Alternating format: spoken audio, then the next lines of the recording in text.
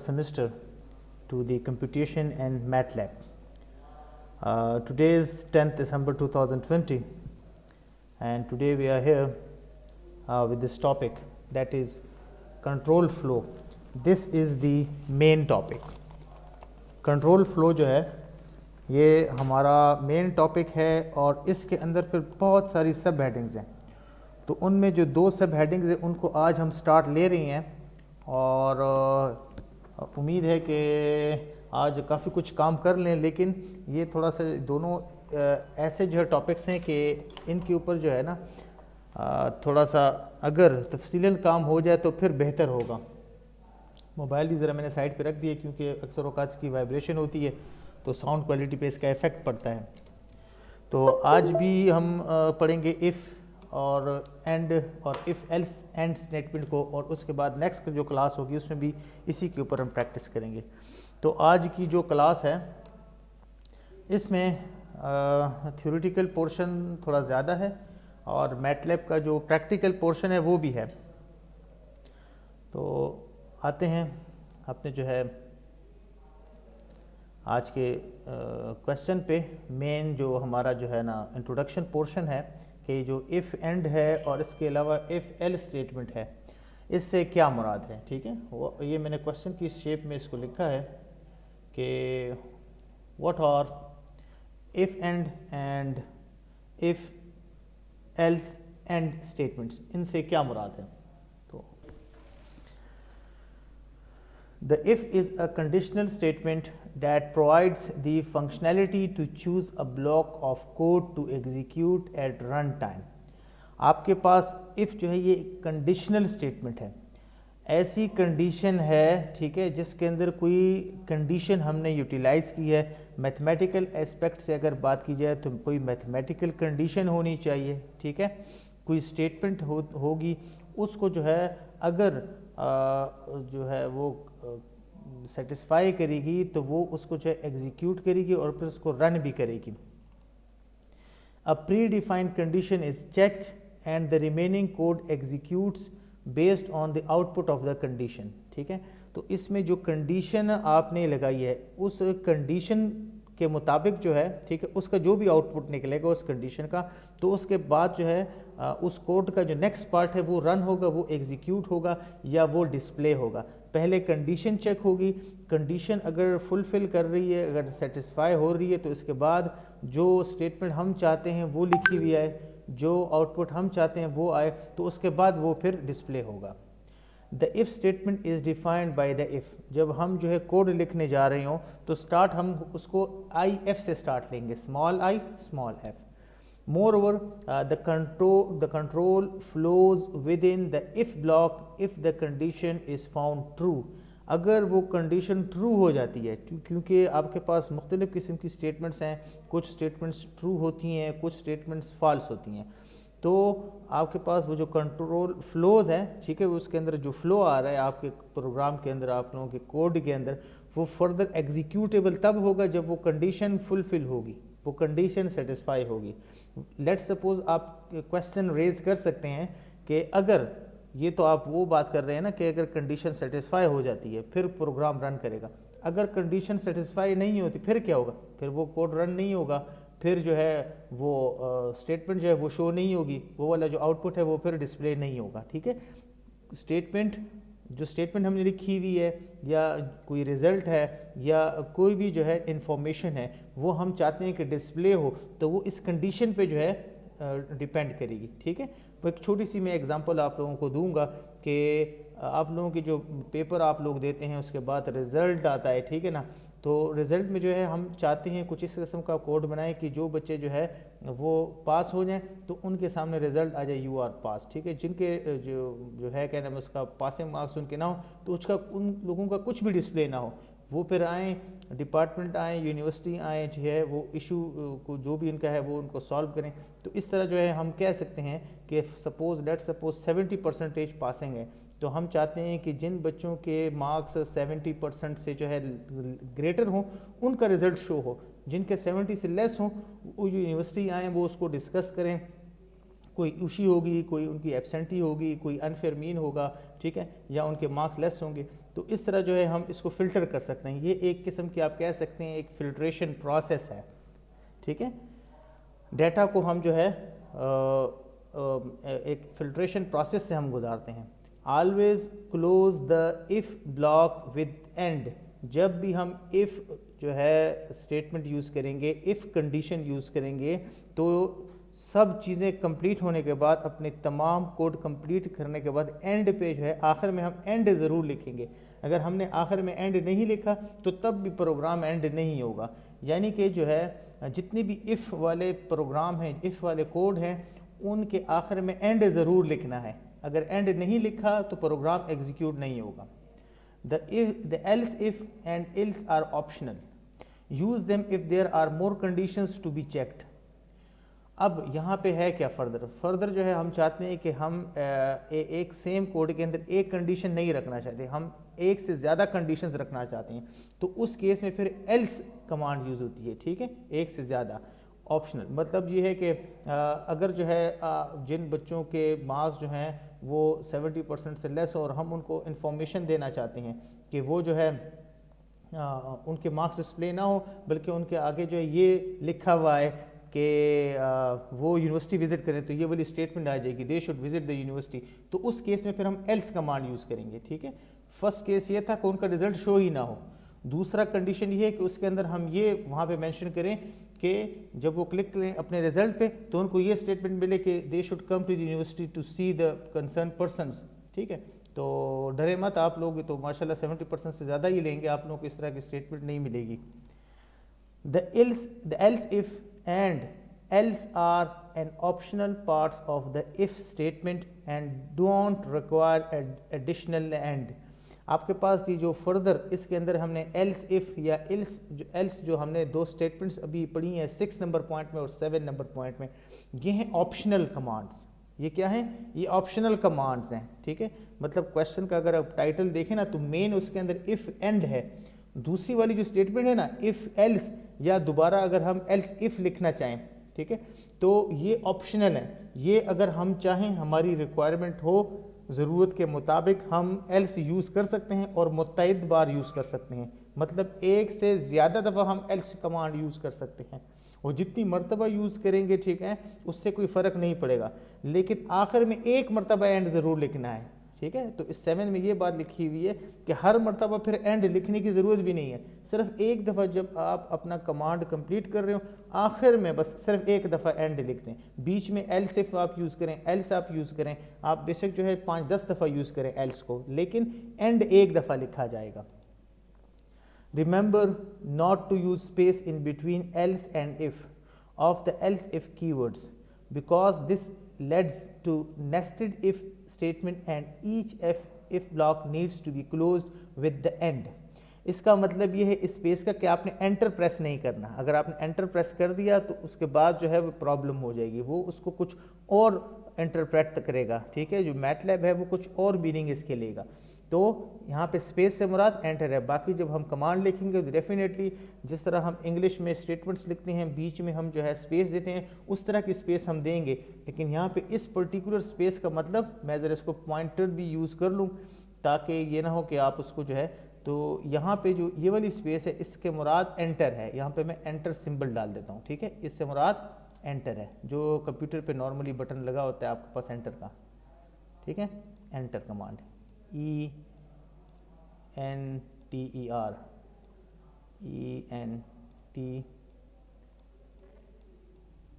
ठीक है, एंटर। चलिए जी, हमारे पास वाइट बोर्ड तो है नहीं, तो हमने इसी पावर पॉइंट की स्लाइड्स को ही जो है ना बोर्ड बना दी है। अच्छा जी, फर्दर नेक्स्ट क्या होगा फिर? There is no limit to use multiple else if. कोई इसकी लिमिट नहीं है। ये ऑलरेडी नंबर 7 पॉइंट में ये बात डिस्कस हो चुकी है। We can nest the if statement by using it within another if. इससे मुराद क्या है? इससे मुराद क्या है कि एक इफ़ का कमांड हमने यूज़ किया हुआ है, उसके अंदर हम एक और इफ़ कमांड भी इंसर्ट कर सकते हैं। इससे मुराद ये है, फॉर एग्ज़ाम्पल जो है हम चाहें कि जो 70% वाले हैं वो यूनिवर्सिटी आए, तो उसमें जो है हो सकता है एब्सेंटी वाले केसेस हों, हो सकता है फी डिफ़ॉल्टर हों, हो सकता है अनफेयर मीन वाले हों, तो हम चाहें कि ये 3 डिफरेंट सेक्शंस जाएं, तो वहाँ पे फिर ये 3 इफ़ वाली जो कंडीशंस हैं वो यूज़ हो सकती हैं। ठीक है, मुख्तलिफ़ किस्म की मैंने आपको पॉसिबिलिटीज़ बनाई, मुख्तलिफ़ किस्म की जो है आपको एग्जांपल्स मैंने दिए। हम फिर इसको कमांड को रन भी करेंगे बाकायदा जो है मैटलैब में। और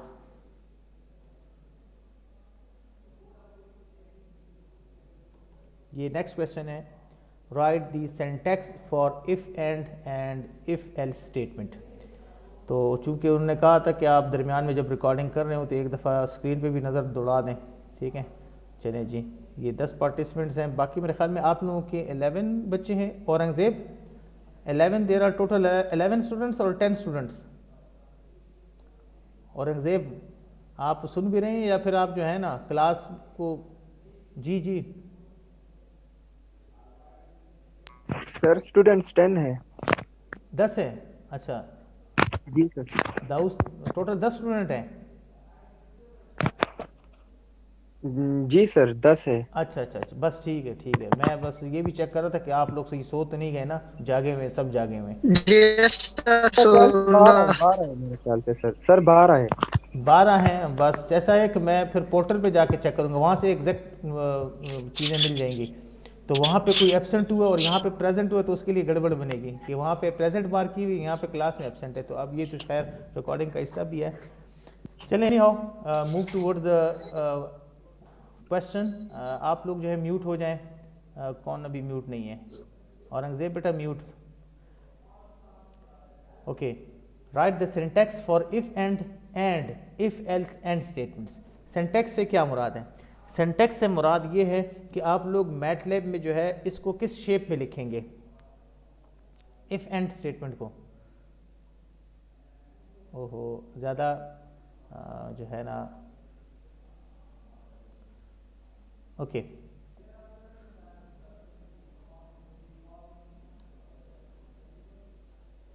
इस पॉइंटर को ज़रा फॉर द टाइम बिंग मैं ख़त्म करता हूँ। इस पॉइंटर को जब चाहिए होगा तो फिर जो है मैं यूज़ करूँगा। ठीक है, syntax for if and statements, this is the syntax for if and statement. अब मुझे ज़रूरत पड़ गई है पॉइंटर की, पॉइंटर पे होते हुए गड़बड़ होती है। चलें, हम पहले इफ़ लिखेंगे, इफ़, उसके बाद एक्सप्रेशन, जो कंडीशन हम चेक करना चाहते हैं। एक्सप्रेशन से मुराद कंडीशन है, कंडीशन यहाँ पे चेक होगी,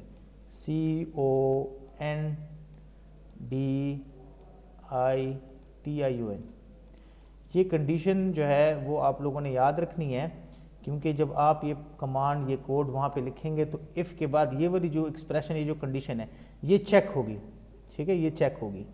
चेक करने के बाद अगर जो रिज़ल्ट है वो ट्रू आ रहा है, ठीक है, प्रीवियस, इसके प्रीवियस जो है हम डेटा लिखेंगे, तो ये अगर ट्रू होगी तो फर्दर फिर ये एग्जीक्यूट करेगा, फिर ये नेक्स्ट स्टेप पे जाएगा, इस स्टेटमेंट पे जाएगा, इस स्टेटमेंट को वो रन करेगा।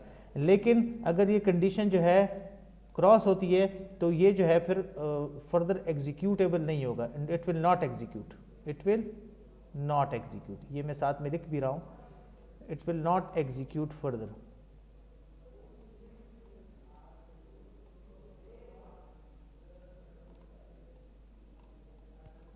It will not execute further. I hope कि आप लोगों को स्पेलिंग जो है नज़र आ रहे होंगे सही तरह। बच्चों जैसी राइटिंग हो रही है, लेकिन क्या करें, बाद में मार्कर नहीं है, तो इसी तरह ही फिर जो है राइटिंग होगी। अब इफ़ एल्स एंड स्टेटमेंट के लिए, और एंड पे जो है आप लोगों को देख रहे हैं यहाँ पे एंड स्टेटमेंट है। अच्छा, इफ़ एल्स एंड स्टेटमेंट कैसे होगी? अच्छा, इसमें क्या है, if the first condition is not true, this is important, कि अगर जो फर्स्ट कंडीशन है वो अगर ट्रू नहीं है, ठीक है, फॉर एग्जांपल यहाँ पे आपने जो कंडीशन लिखी है वो ट्रू नहीं है, तो इस केस में तो ये था कि ये एग्जीक्यूट नहीं होगा। ठीक है, इस केस में क्या था, एग्जीक्यूट नहीं था। ये इसकी बात हो रही है, अगर क्रॉस हो जाए, अगर ये क्रॉस हो जाए, इसकी बात हो रही है। If it is not true, आपको समझ आ रही है ना मैं क्या कहना चाहता हूँ?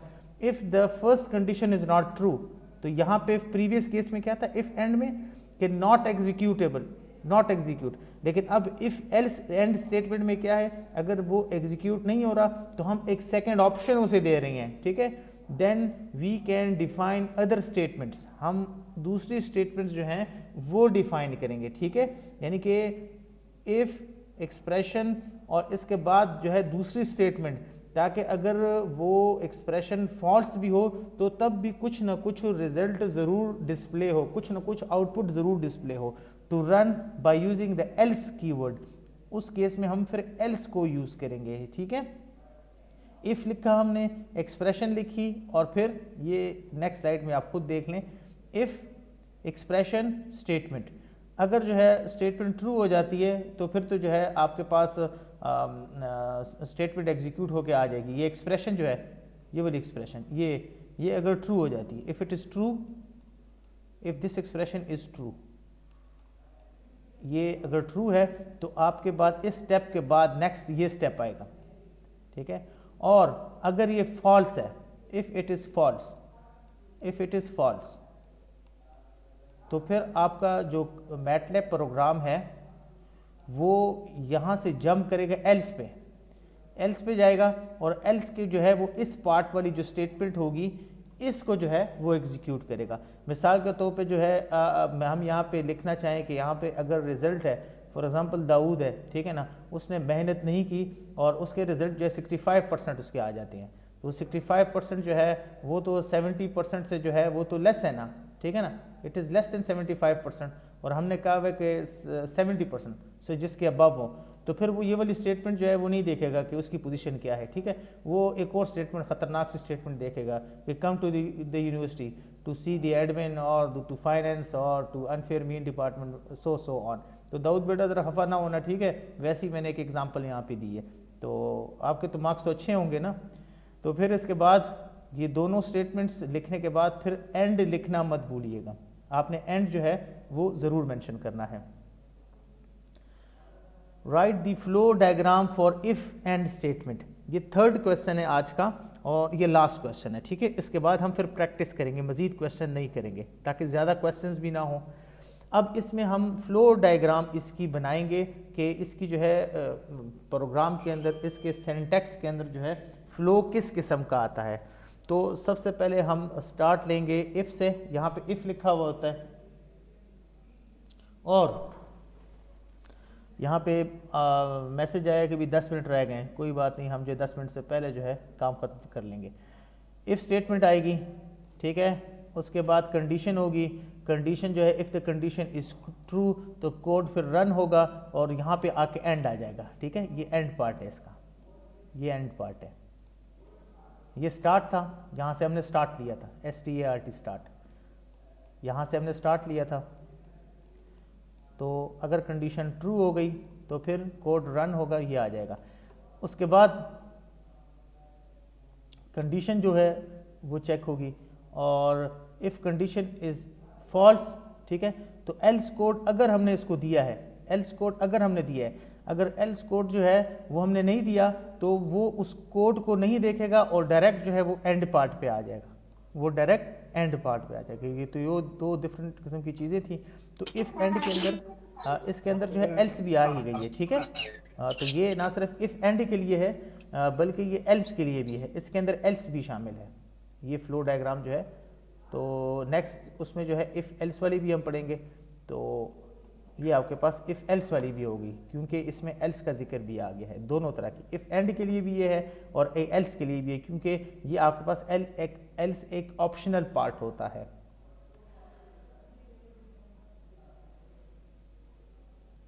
एग्जाम्पल, ये आपके पास एक कॉमन एग्जांपल है, क्वाड्रेटिक इक्वेशन के जो रूट्स हम फाइंड आउट करते हैं, क्वाड्रेटिक फार्मूला अप्लाई करते हैं, √b² - 4ac, तो उसके अंदर जो रेडिकैंड होता है b² - 4ac, उसके ऊपर जो है ये रिज़ल्ट हमारा बेस कर रहा है। और हम जो है ना यहाँ पे हमने ये वैल्यूज़ दी हैं, दिस इज़ द डाटा, और हमने कंडीशन दी है इफ़ कि डिस्क्रिमिनेंट इज़ लेस देन 0, अगर डिस्क्रिमिनेंट लेस देन 0 हुआ डिस्प्ले करें, ठीक है, डिस्प्ले के लिए warning the discriminant is negative, roots are imaginary, और फिर एंड। और अगर डिस्क्रिमिनेंट 0 ना हुआ तो फिर ये वाला जो मैसेज है वो फिर रन या एग्जीक्यूट नहीं होगा। Let us move towards the MATLAB part, और इसमें ये वाला जो कोड है इसको हम कॉपी करते हैं यहाँ से,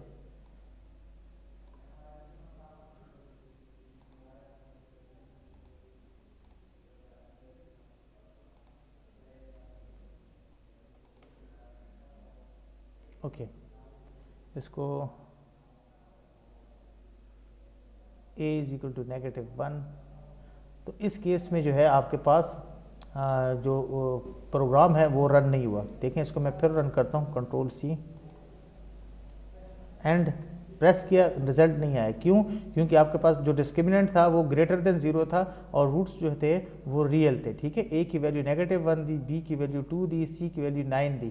तो डिस्क्रिमिनेंट जब आपने कैलकुलेट किया, b², 2 का स्क्वायर क्या आता है 4, -4ac, तो 4 टाइम्स जो है -1 टाइम्स जो है आपके पास 9, तो वो पॉजिटिव हो गया। तो आपके पास तो ये रिजल्ट सारा पॉजिटिव आ रहा है, लेस देन 0 नहीं है। तो इस वजह से जो है आपके पास ये वार्निंग नहीं आ रही थी। अब ऐसा करते हैं हम, जो है यहाँ पे c की वैल्यू नेगेटिव करते हैं। अब हम एंटर करेंगे, अब यहाँ पे वार्निंग जो है वो एग्जीक्यूट हो गई है।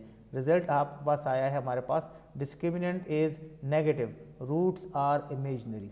ठीक है, इस तरीके से एक और जो है ट्राई करते हैं, और a की वैल्यू जो है वो 5 चूज़ करते हैं, और इसकी वैल्यू जो है वो लेट सपोज 2 चूज़ करते हैं, और इसकी वैल्यू जो है वो लेट सपोज 4 चूज़ करते हैं। अब हम रन करते हैं, अब भी वार्निंग आ गई है, क्योंकि b का स्क्वायर 4, ठीक है, 4 का स्क्वायर 16, 16 में से 4 टाइम्स 5 टाइम्स 2 जब करेंगे तो वो जो है आपके पास एक नेगेटिव रिजल्ट आ रहा है। तो डिस्क्रिमिनेंट इस केस में जो है लेस देन 0 है, और डिस्क्रिमिनेंट जब लेस देन 0 हो और उसके ऊपर आप स्क्वायर रूट लें, क्वाड्रेटिक फार्मूला बिल्कुल अपने जहन में ले आए, तो रूट्स इमेजनरी आती हैं। डिस्क्रिमिनेंट नेगेटिव हो जाता है और रूट्स इमेजनरी आती हैं।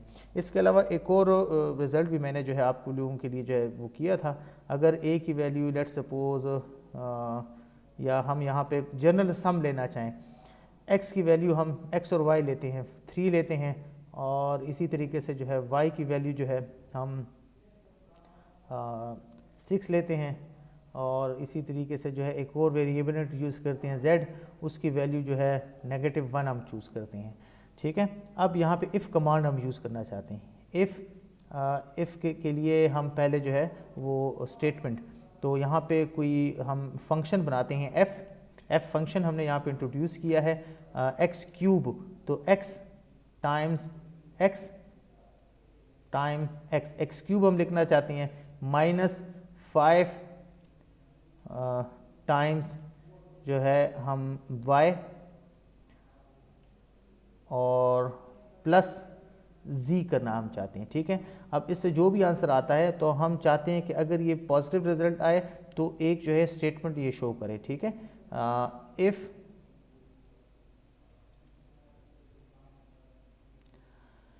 इफ इसके बाद जो है रिजल्ट हम देंगे f इज लेस देन या पॉजिटिव ग्रेटर देन 0, तो आपके पास रिजल्ट जो है वो शो होना चाहिए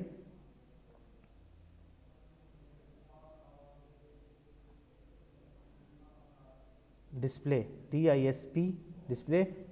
यहाँ पे मैं कह रहा था कि यहाँ पे आपने ये वाला सिंबल नहीं लगाना है, स्पेस से मुराद ये वाला सिंबल नहीं लगाना। ठीक है, ये तो क्योंकि अगर आपने इसको स्पेस दे दी, ये इसको हम यहाँ पे स्पेस कहते हैं इस नोटेशन को। ठीक है, ये एंटर या रियल नोटेशन, एंटर भी नहीं देनी और ये वाला जो है सिंबल भी नहीं देना। अब इसके बाद आप अपनी स्टेटमेंट लिखना चाहें जो आप लिखना चाहती हैं। ठीक है, मैं लिखना चाहता हूँ कि द रिजल्ट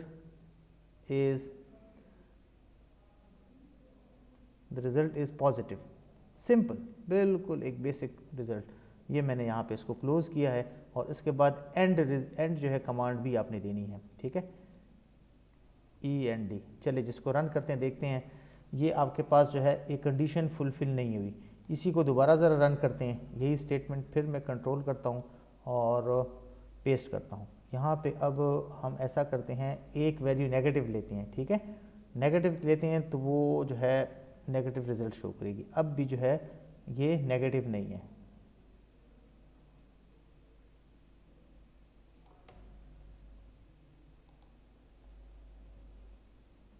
ऐसा करते हैं, इनको पॉजिटिव करते हैं, z की वैल्यू भी पॉजिटिव। अब चेक करते हैं, अब भी आपके पास जो है रिजल्ट नेगेटिव आ रहा है। अच्छा, इस फंक्शन के अंदर हम फर्दर चेंज लेकर आते हैं, कंट्रोल सी, फंक्शन के अंदर x की वैल्यू 3, y की वैल्यू 6, z की वैल्यू 1 और यहाँ पे नेगेटिव था, इसको पॉजिटिव करते हैं, इसको जो है एंटर करते हैं। अब रिजल्ट आ गया है, द रिजल्ट इज़ पॉजिटिव। अब क्योंकि यहाँ पे जो सेकंड टर्म थी ना वो हमने बहुत बड़ी टर्म लिखी थी 5 टाइम्स y और y की वैल्यू भी हमने 6 लिखी थी, तो इस केस में अब ये कंडीशन जो है ट्रू हुई है और f ग्रेटर देन 0 यानी कि f का जो आंसर आया है एक पॉजिटिव वैल्यू आई है और उसके बाद ये एग्जीक्यूट हुआ है और उसने जो है आगे आंसर दिया है द रिजल्ट इज़ पॉजिटिव। उसके बाद हमने एंड कमांड, ठीक है, और एक और रिजल्ट अगर आप ट्राई करना चाहें वो आप ट्राई कर सकते हैं।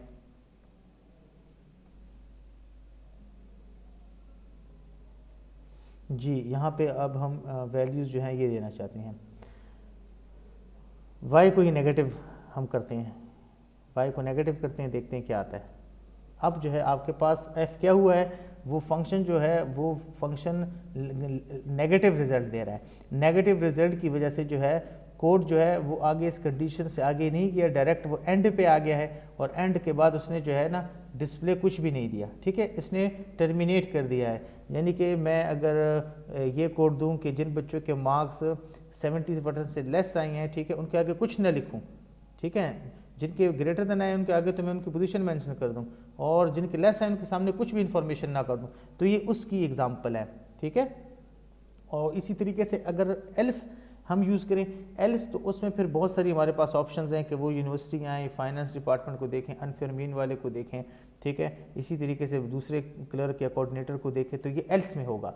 तो आज हमने सिर्फ इफ़ और एंड वाले जो प्रोग्राम्स थे वो हमने रन किए, उनकी हमने प्रैक्टिस की। इंशाल्लाह बेटा नेक्स्ट लेक्चर में जब आएंगे, ठीक है, इफ़ से रिलेटेड एक दो प्रोग्राम अगर पॉसिबल हुआ तो करेंगे, अदरवाइज़ हम इफ़ एल्स को जो है टारगेट करेंगे और कोशिश करेंगे कि उससे रिलेटेड जो है कोड और उससे रिलेटेड क्वेश्चन जो हैं उनको कवर करने की कोशिश करें।